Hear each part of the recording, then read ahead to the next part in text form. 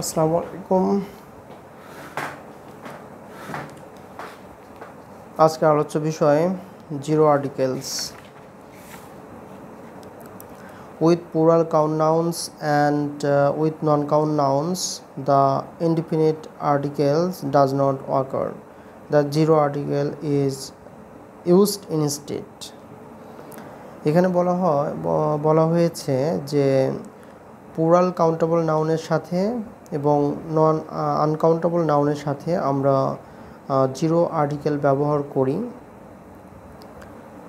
সাধারণত এখানে ইনডিফিনিট আর্টিকেলটা ব্যবহার হয় না এবং জিরো আর্টিকেল ব্যবহার হয়। যেমন এখানে বলা হয়েছে এ বুক, বুকস, সাম বুকস। তো এই বুকটা হচ্ছে সিঙ্গুলার কাউন্টেবল, যার কারণে আমরা এ বুক ব্যবহার করেছি। অর্থাৎ আমরা যখনই কোনো একটা বাক্যে একটা নাউনকে আমরা ব্যবহার করব তখন আমাদের এই ব্যাপারে সচেতন হতে হবে যে নাউনটা সিঙ্গুলার নাকি প্লুরাল। অর্থাৎ নাউনটা প্রথমে আপনাকে চিন্তা করতে হবে যে নাউনটা কাউন্টেবল নাকি আনকাউন্টেবল। যদি নাউনটা কাউন্টেবল হয় তাহলে নাউনটা সিঙ্গুলার নাকি প্লুরাল, আর আনকাউন্টেবল নাউন হলে এটা নিয়ে তো আর ভাবার কিছু নেই, এটা সবসময় সিঙ্গুলার হবে। ঠিক আছে, এটার পূর্বে কোনো আর্টিকেল বসবে না এবং এটা সাধারণত যেভাবে থাকবে ডিকশনারি ওয়ার্ড ওইভাবে আপনি ইউজ করবেন। আর নাউন যদি কাউন্টেবল হয় তাহলে সেটা হতে পারে সিঙ্গুলার, হতে পারে প্লুরাল। যদি আপনি সিঙ্গুলারলি ইউজ করতে চান তাহলে অবশ্যই তার পূর্বে একটা এ অথবা অ্যান ব্যবহার করে ভাওয়াল এবং কনসোনেন্টের উপর ভিত্তি করে অ্যান ব্যবহার করে আপনি ব্যবহার করবেন। যেমন আপনি বলতে পারেন যে there is a book on the table, এখানে এ বুক ইউজ করতে হবে। ওকে, আবার বলতে পারেন যে a computer is an electronic device, a computer is an essential electronic device. ওকে, এখানে এ কম্পিউটার, এটা হচ্ছে কম্পিউটার সিঙ্গুলার কাউন্টেবল ইউজ হিসেবে ব্যবহার করছে, যার কারণে কম্পিউটার হচ্ছে। বাট আমি যদি বলি যে কম্পিউটার্স আর এসেনশিয়াল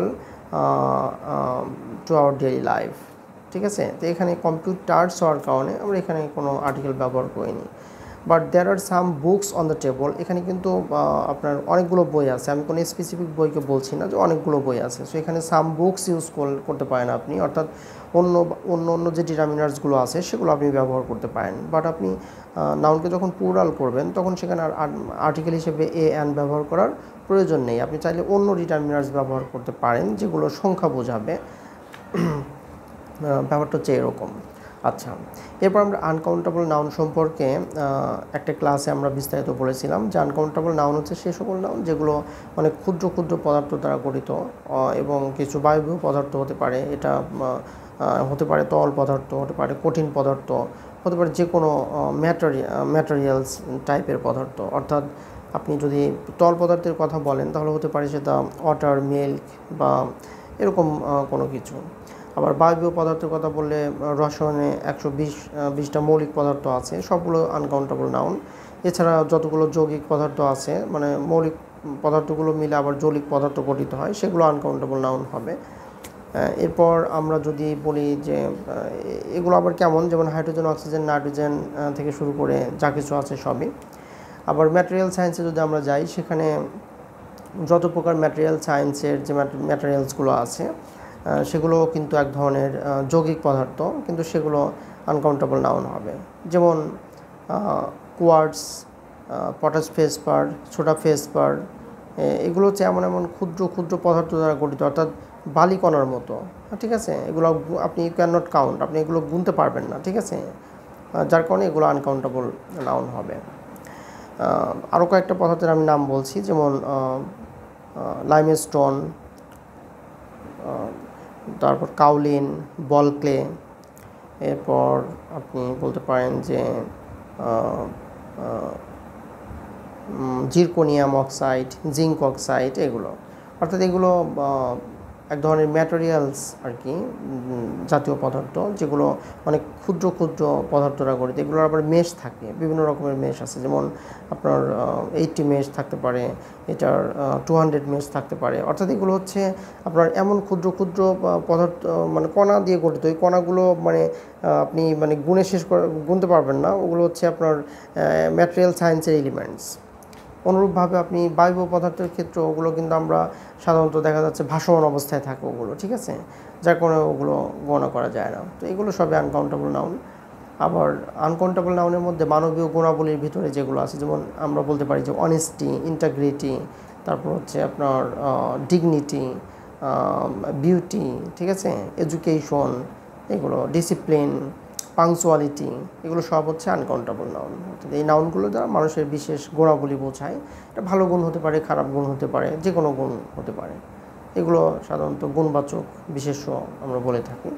তো এই বিশেষ্যগুলো বিশেষ কিছু সাফিক্স দিয়ে মানে আমরা সাফিক্সগুলো দেখে আমরা চিনতে পারবো, যেমন TION, SION, DOM, wisdom, freedom, তারপর হচ্ছে আপনার ইন্টাগ্রিটি, TY, এরকম কিছু সাফিক্স আছে যেগুলো দেখলে আপনি বুঝবেন। এই সাফিক্সগুলো পাওয়া যায় বিভিন্ন বইয়ে। আমি চেষ্টা করব সাফিক্স নিয়ে কোনো একটা ক্লাসে কথা বলার জন্য, সেখানে আরও নাউন চিনতে আপনাকে সাহায্য করবে সাফিক্স।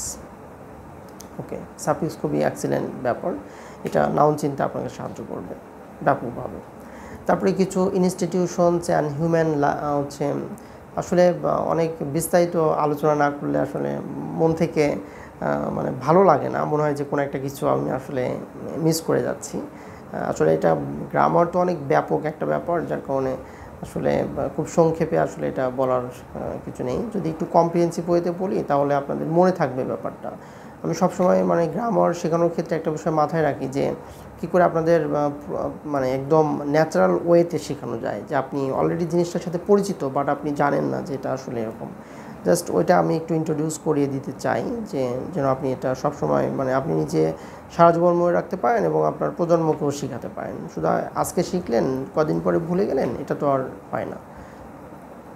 যা হোক, some institutions like human life and society, যেমন town, bed, hospital, prison, school, college, এগুলো হচ্ছে বিশেষায়িত কিছু প্রতিষ্ঠান যা আমরা বিশেষ সেবা প্রদানের জন্য করে থাকি, আমরা হচ্ছে প্রতিষ্ঠা করে থাকি। তো এগুলোর ক্ষেত্রে সাধারণত জিরো আর্টিকেল হয়, যদিও এগুলো কমন নাউনের মতো দেখতে, কিন্তু এগুলো জিরো আর্টিকেল হবে। আচ্ছা, যেমন আপনি বলতে পারেন যে one of my friends is in hospital. হ্যাঁ, এখানে সে পেশেন্ট হিসেবে হসপিটালে আছে।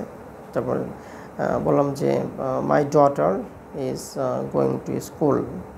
হ্যাঁ, এখানে স্কুল বলতে হবে, বাট আপনি বলতে পারবেন না গোয়িং টু এ স্কুল অথবা going to the school, zero article হবে, যেহেতু এটা একটা হিউম্যান ইনস্টিটিউশন বা সোসাইটি, যেটা একটা বিশেষ উদ্দেশ্যে তৈরি হয়েছে। এরকম কলেজ হতে পারে, আরও অনেক কিছু হতে পারে যেগুলো নাম এখানে দেওয়া হয়নি। আপনি এগুলোর সাথে জানেন, এটা মক্স হতে পারে, তারপরে হচ্ছে আরও মার্কেট হতে পারে, ঠিক আছে, এরকম।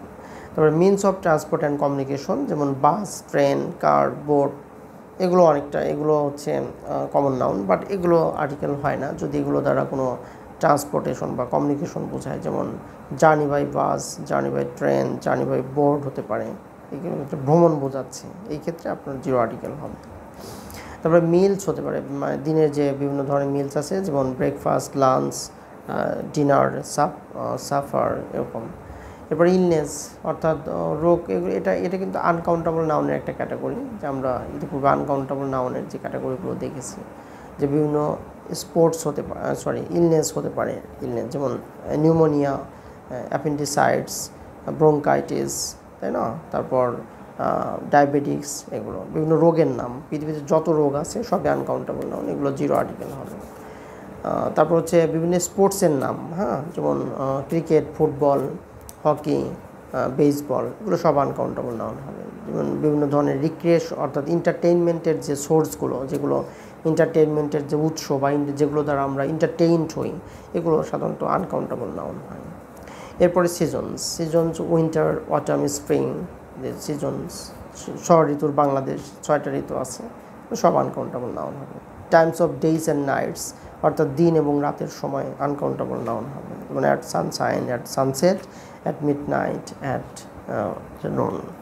কিন্তু দিনের সময়টা যদি বড় হয় সেগুলো আবার দি ইউজ করতে পারেন আপনি, ঠিক আছে, যেমন in the morning, in the afternoon, এরকম। কিন্তু সেখানে আপনার ইনডিফিনিট আর্টিকেল ব্যবহার করার প্রয়োজন নেই, অর্থাৎ এন ইউজ করা যাবে না। প্যারালাল স্ট্রাকচার যেটা, যেমন face to face, day by day, মানে আমরা অনেক সময় এভাবে আমরা বিভিন্ন কিছু বলে থাকি, যে হ্যান্ড ইন হ্যান্ড, মাইল আপন মাইল, মানে মাইলের পরে মাইল, ঠিক আছে, এরপরে আই টু আই মানে চোখে চোখ রেখে যখন অনেক কিছু আমরা কথা বলি না, তো এটা আর কি eye to I.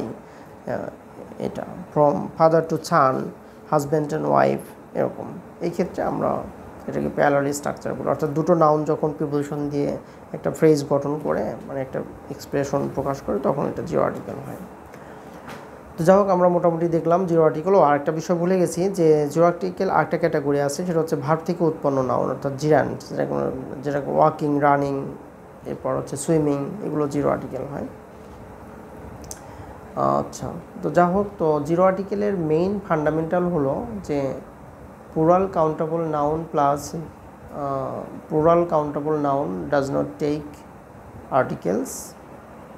Plural countable noun usually does not take articles. Uncountable noun does not take articles.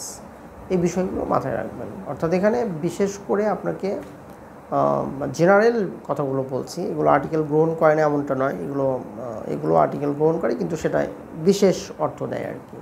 যেমন আপনি ওয়াটার বলতে পানি বোঝাচ্ছে, বাট দি ওয়াটার মানে হচ্ছে সমুদ্রের সব পানিকে বোঝাচ্ছে। আপনি অক্সফোর্ড ডিকশনারিতে যাবেন, দেখবেন সেখানে একই নাউন কাউন্টেবল হিসেবে ব্যবহার হয়, আবার আনকাউন্টেবল হিসেবে হয়। কাউন্টেবল হিসেবে ব্যবহার হলে একটা অর্থ দিচ্ছে, আবার আনকাউন্টেবল হিসেবে ব্যবহার হলে আবার একটা ভিন্ন অর্থ দিচ্ছে। তাহলে এইটা আসলে ডিপেন্ড করে যে নাউনটা আপনি কি অর্থে ব্যবহার করছেন, কাউন্টেবল ইউজ করছেন নাকি আনকাউন্টেবল ইউজ করছেন। এই টার্মটাকে বলা হয় কাউন্টেবিলিটি। অর্থাৎ অক্সফোর্ড ডিকশনারি নাউনটাকে দুটো ক্যাটাগরিতে ভাগ করেছে, কাউন্টেবল নাউন এবং আনকাউন্টেবল নাউন। এবং এই মানে নাউন ব্যবহারের ক্ষেত্রে নাউনের কাউন্টেবিলিটি যে মানে হচ্ছে কনসেপ্টটা, যে নাউনটাকে আপনি কিভাবে ব্যবহার করবেন, কাউন্টেবল ওয়েতে নাকি আনকাউন্টেবল ওয়েতে, এই কনসেপ্টটা খুব ইম্পর্টেন্ট। কারণ এইটার উপর ভিত্তি করেই মূলত নাউনটাকে আপনি মানে সঠিকভাবে ব্যবহার করতে পারবেন।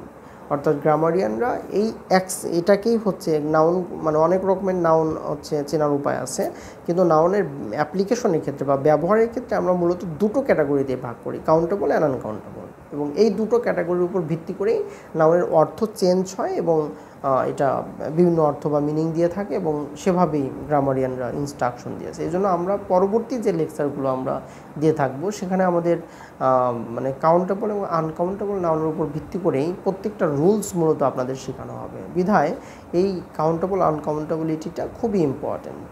এটা না জানলে আপনি পরবর্তী লেকচারগুলো খুব ভালোভাবে রপ্ত করতে পারবেন না। বিধায় এটার উপর আরও ফার্দার আমরা লেকচার দিব, যাতে আপনাদের কাউন্টেবল আনকাউন্টেবল নাউন একদম ক্লিয়ার হয়ে যায়। ওকে, সবাইকে ধন্যবাদ। আল্লাহ হাফেজ।